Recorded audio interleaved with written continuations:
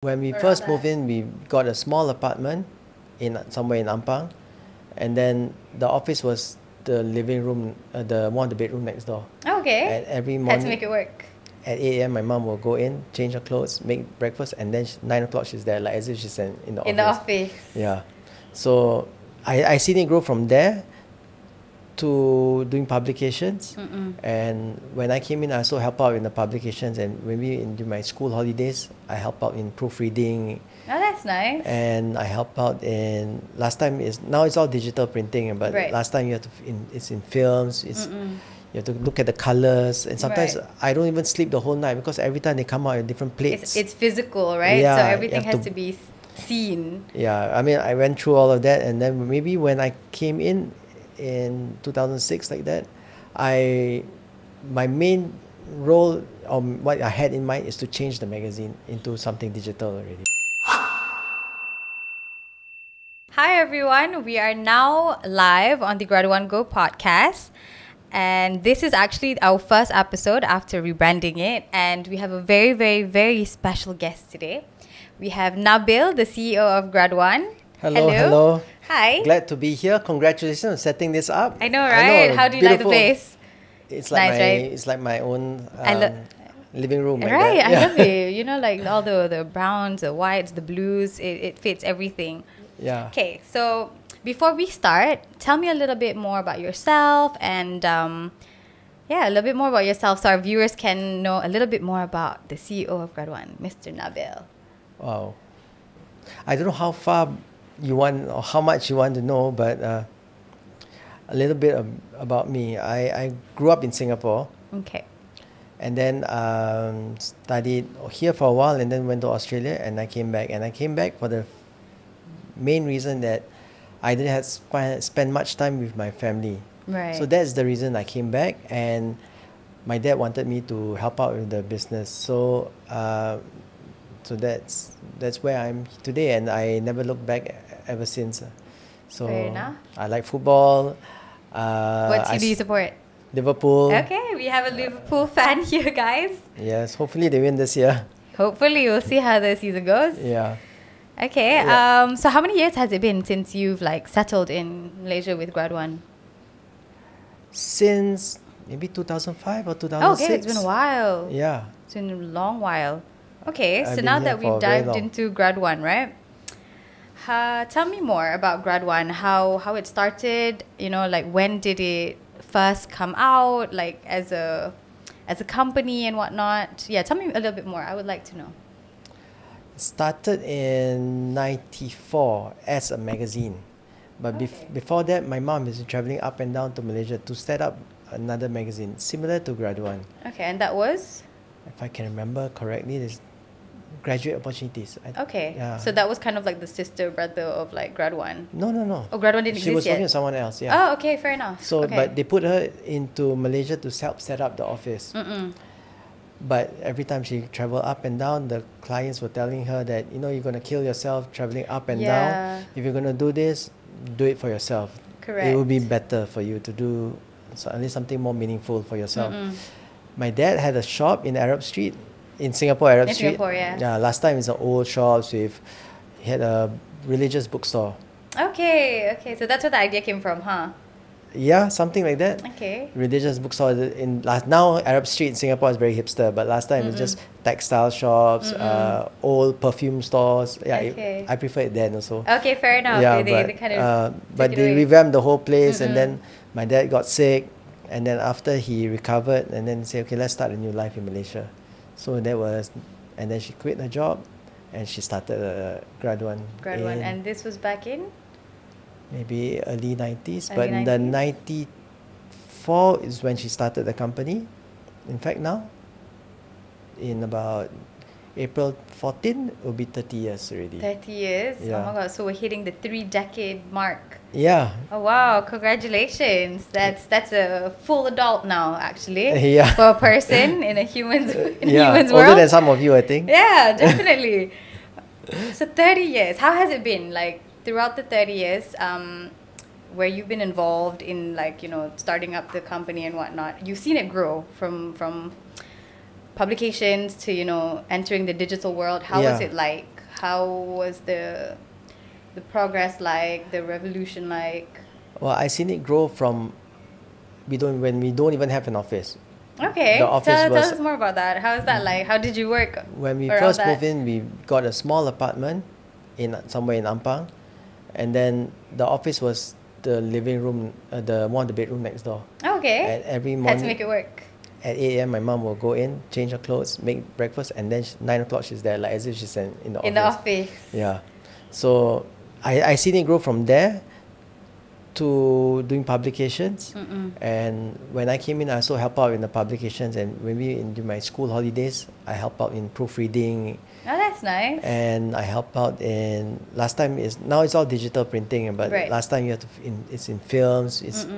You have to look at the colors, and sometimes Right. I don't even sleep the whole night because every time they come out in different plates. It's physical, right? Yeah, So you everything have has to- to be seen. Yeah, I mean, I went through all of that, and then maybe when I came in 2006 like that, my main role or what I had in mind is to change the magazine into something digital already. Right. So that's how I've seen it grow from the magazine to something that's online now. Now it's everything.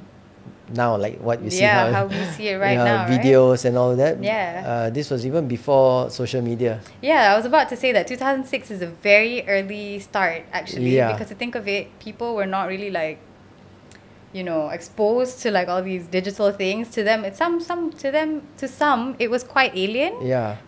So So how did you had the idea to venture into the digital world? because I know I see myself.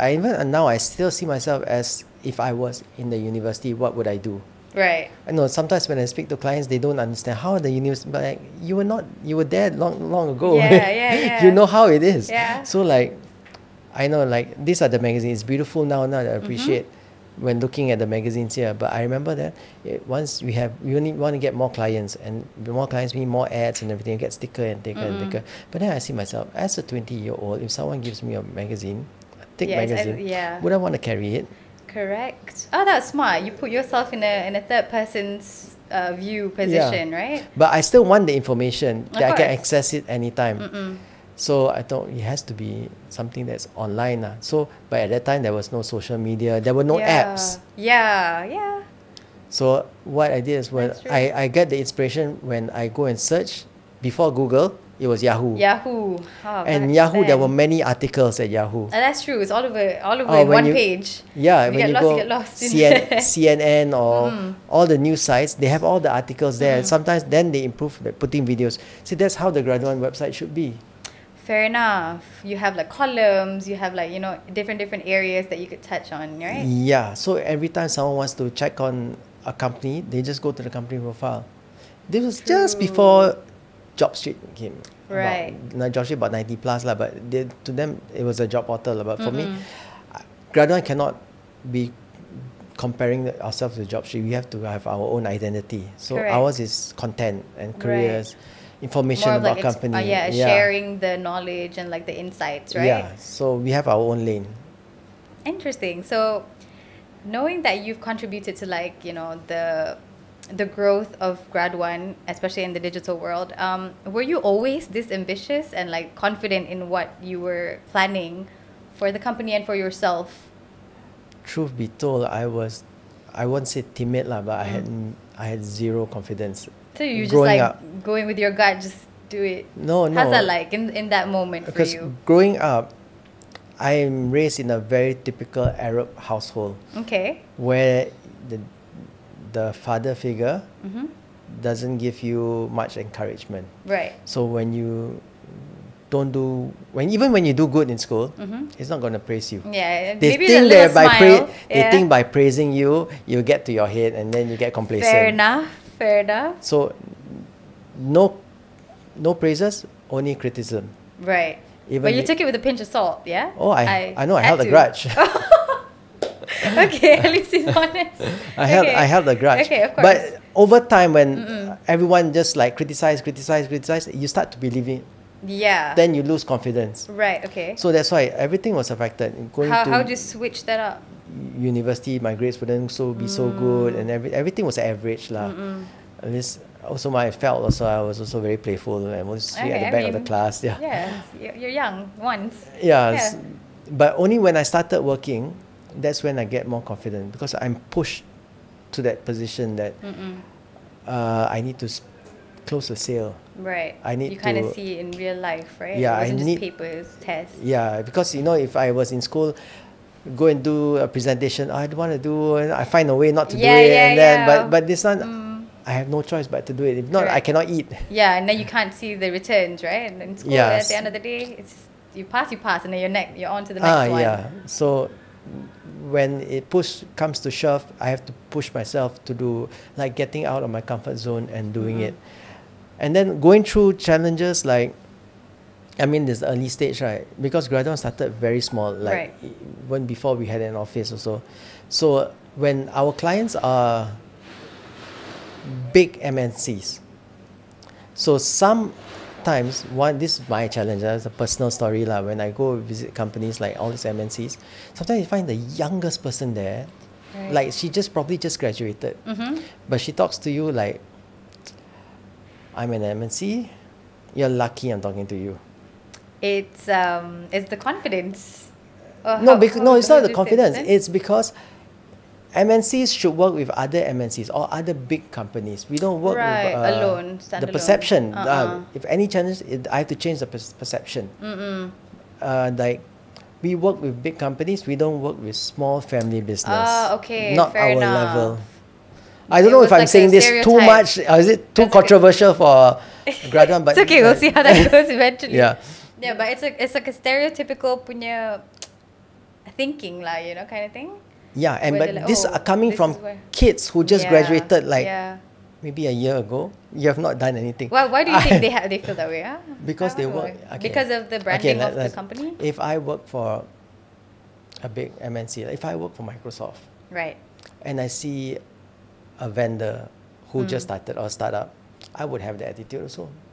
Understandable. Because, hey, you think anybody can get into Microsoft? I represent Microsoft. Right. You know, that kind of thinking. So, but all of these things makes me, again, I hold a grudge. Okay, which is good. Motivation. Yeah. Does it drive motivation? Yeah. Okay. So I plan to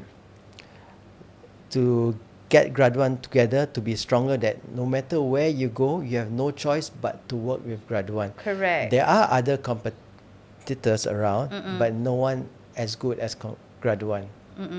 That's good. So that's why we're always coming up with new things. New ideas, definitely. And every year I see it, evolving into something more and more. Yeah, you have to, because like Or else it's just going to be consistent the whole way, and I everybody's just I learned in school, I graduate. remember, product life cycle.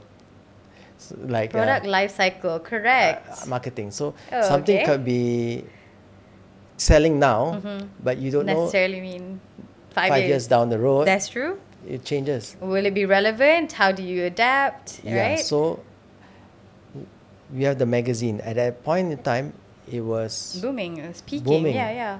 But I know there will come a day that people don't want this. Correct. What do I do? It's good that you foresee that early If- on. Even though like this is your cash cow, you have to know that It will it never would be live. dangerous to rely on your cash Yeah, cow. that's true. That's true. So you always have to come out something. Okay, so that's one of like the challenges, was to find out the gap, right, before moving on to the next. Yeah, you have to open your eyes and relevant- see what's people buying, what interests people. Okay, so knowing that you've changed from publications like into the digital area, and the challenges that you faced with bigger sharks or whatnot. Yeah. What other challenges did you face when it comes to having like a startup business back then, before it became GRADUAN today? Like, when you said you started off like in a small apartment, Yeah. and then how did you manage to grow it really big? What was the kind of personality or like the attitude that you had to bring into the table? Well, the attitude now, until now, I still don't consider myself big. Okay. Even That's like good. last week when I met someone, said, "Oh, GRADUAN is so big." Humility is And then a I'm like, big "Is it skill. big? Is it really big?" Then I'm like, we have like Because there's room to grow. there's room to Right. grow, but the big doesn't mean how much staff or how many staff you have. Right, Or correct. how your office is in the top floor of KLCC or TRX. Yeah. But big means is how much impact you have with the people around Oh, you. that's really good. So you say, if I say I'm a big company, that means I impact hundreds lot and of lives. thousands of Malaysian, and where they have found jobs in companies they never think they would have gotten a job in, and that changes their life. So all of these things I consider, okay, that's what makes something big. Big equals impactful. Yes, We love that. it's impact. It's not. Yeah. It's not just how big of a company size. Because when I was environment. challenges when I was like younger, when I say, my competitors will talk to other clients and they would all suddenly get these weird questions. How many staff do you have? And they'd say thousands, in the thousands, right? At least. No, they have thousands, Yeah. but like they're trying to compare me with other competitors lah. Right. Because they probably put that in their head. Like, how many staff do you have? Like, where is your office? Then I'm like, why are you asking me this? What does it matter? Yeah. Yeah. So like, now I know. So one way of doing it is when we did our first Graduan Aspire, The career fair? then I get student volunteers around, the ambassadors. I mean, you heard of Graduan ambassadors. Yeah. So that is my way of like, anytime anyone asks me how many staff I have, I say I have like, now I have like say 20 staff, but I have 200 Graduan ambassadors. Yeah, fun fact, everyone. GRADUAN is actually just about 20 people. And imagine the events that we pull every year.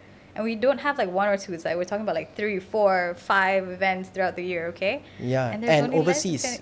Overseas. And there's only like 20 of us. Yeah. But the ambassadors that we pull every year are a lot. And we get applications every year. Hundreds of applications. Yeah, so and it's it's a like good our own way. management trainee program. Correct. You have like CGPA, we look at Yeah. your So it's a- extracurricular activities. So if you're looking for interviews. a spot in the GRADUAN ambassadorship program, this is your shot. Okay, so we know that GRADUAN has a lot of events, Yeah. right? Other than events, other than just career fairs, what else does GRADUAN do? I'm pretty sure a lot of people would think, okay, GRADUAN is only linked to a career fair, or like That's what I'm trying to change. So people what always else? say Tell like the viewers. last time, GRADUAN is the book. They don't Right. say magazine, the book. Then after that, when we started doing career fairs, we started doing overseas first, and then KL, and then everywhere. Then people know GRADUAN as the career fair organizer. Right. They're not wrong, but You don't want to I be don't known wanna- I only want as to be, that. Yeah, I want to be known as a career platform. Correct. So a career platform doesn't mean that it's a career fair or a magazine. It could be anything. It could branches be out to different yeah. things. So like even the podcast is a platform. Correct. The Yeah, that's so true. we will always come out with new things.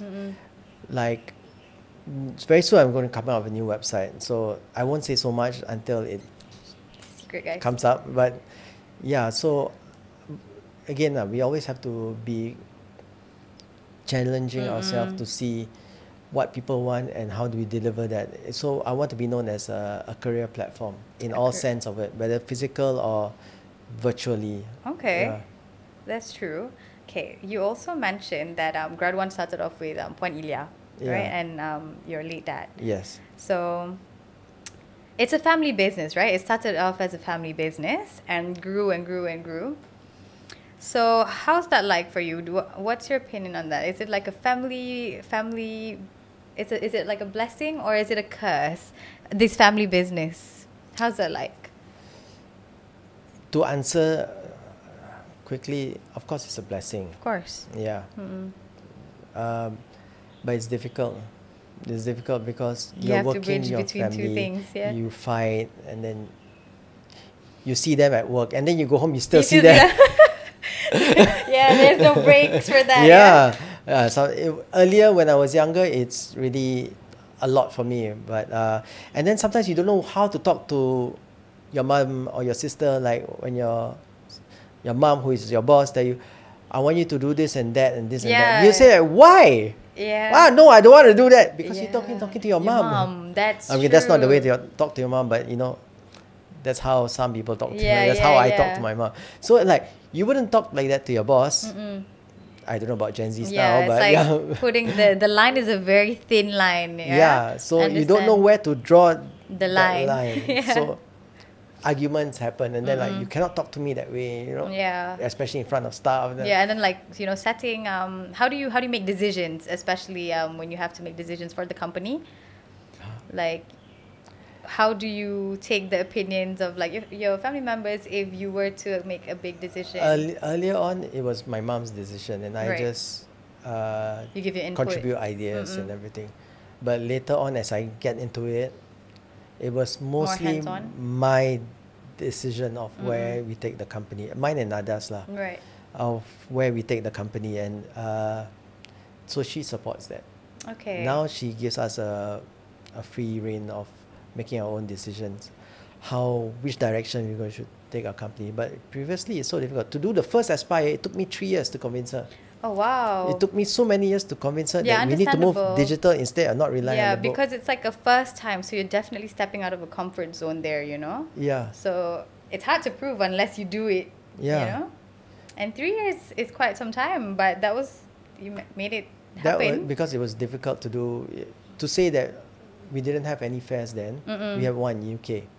To say we want and Australia, but to do one in KLCC, it costs a lot of money. Of course, KLCC is KLCC, you know? Like you have Yeah. Mata Fair there, you have this and that. So it costs a lot of money to do in KLCC, but I fought with her for 3 years to say we do it. I think at that one point the GRADUAN magazine was at its peak, so we were making the most already. So And it was she scary said, "Okay, to I go have." out of the way. She said, "Okay." Then she gave me that trust that we have the money to do it. Okay. Then And honestly, it's been a we really went good... around. We went around looking for which hall, and then suddenly KLCC had the hall available. Just now or never, just do it lah. Yeah, yeah, yeah. Just And that's jump to the actually a top. big risk. Don't go to my hotels and the bigger one. Just go straight to KLCC. And that's actually a really, really good risk that you took, because it's KLCC where, you know, you have exposure and whatnot. But it's also your first time, you know, it must have been very nerve-wracking. Nervous. You know, because you're like, you don't know if this is the right decision or not. Companies support us in the first year because they believe. just wanted to support us. Lah. I Correct. don't think they believed. They They just wanted to, I give you a chance. You want to do something new, I support you. Yeah, plus the relationship that you've had with all these companies also gave them Yeah. the, you know, the benefit of like, you know, believing in you that way. That's why I learned about business. It's Good relationships, yeah, of course. So they will give you a chance. Correct. So And then you prove it to them one time, and then that's then they when continue. the loyalty Yeah, because stays. if not, if you don't have the relationship, we want to come out with something new. The first question they ask, what's the ROI in Yeah. this? I'm like, we can't tell until you say yes. yeah. You know? But ROI doesn't come tomorrow. Yeah. So What's first, the ROI of not doing it? Yeah. In the next 5 years, how much have you lost? You can't put a number to it, right? And in order to do that, you have to have good relationships, right? You have to build those bridges. To convince them, for them to listen to you, it's Yeah. to have that good relationship. Right. At the end of the day, they're also like they're humans, right? We're also dealing with another person. Yes, and they have So- people to answer to. So. Correct. So we kind of have to trust them, and they have to trust us as well. It can't Yeah. just be like, oh, your company, my company, no humans involved. You know? Yeah, that's what's going to happen with this AI thing soon. Yeah, that's true. Okay, going into AI as well, right? Is it something that you believe in? Is there, because I know you're more leaning towards IT as well, because you're Yeah. right. Your skills are more into IT as well. Yes. Was there something that you had to fight for when it comes to like things that you believe in, like for example the digital world, where you had to tell Puan Ilya how to divert into that? No, she supports. She supported it, okay. But it's just like letting go. Okay, That's fair the- enough. But the thing is, because she's not familiar with IT, I'm also not familiar, but it's Yeah, it was something really that early. that she's not familiar, she doesn't want to take that risk. Yeah, because there are other vendors and everything. We went through so many different IT vendors until we decided, okay, let's build my own team. Right. So I don't depend on anybody. Correct. And if anything happens, it's there in-house. Yeah, if there's problems, I have to call another office. Yeah, It's it's never going to take going a to long work. process. Yeah, Let me call so you we build our own team and say, I want everything from scratch. And then how I convince the clients is actually make sure that this website able to get data of students. So whenever they go for a GRADUAN fair or when they read articles, they have to register. They keep registering. Now we have like over 400,000. I mean, it's the past 6 years, like this new batch.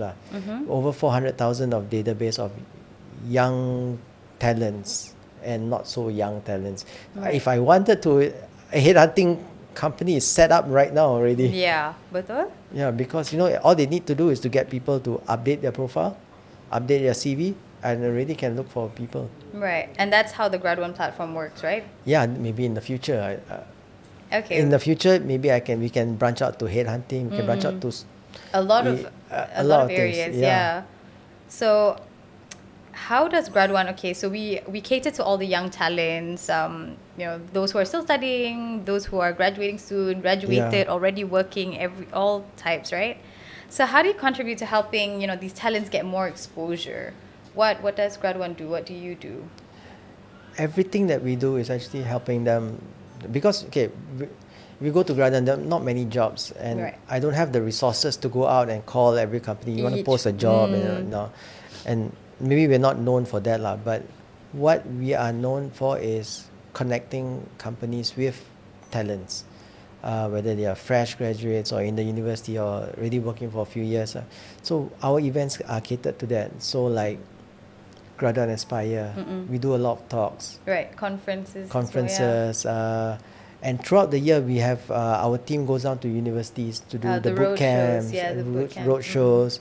And then I join in a lot of other conferences, and I join in a lot of other podcasts to share about GRADUAN and what we do. And even my LinkedIn, I have almost every day people messaging me, asking for career advice. Right. Yeah, so whatever I can do, I will help. And together with the team, that's what we do. Our job is to help the talents prepare themselves better. Correct. So that they are able to be a bit more confident and show the employers in a better light of who they are. Right. Yeah. So it kind of gives like a little sneak peek into the corporate world. But I don't give you the job. You find the job.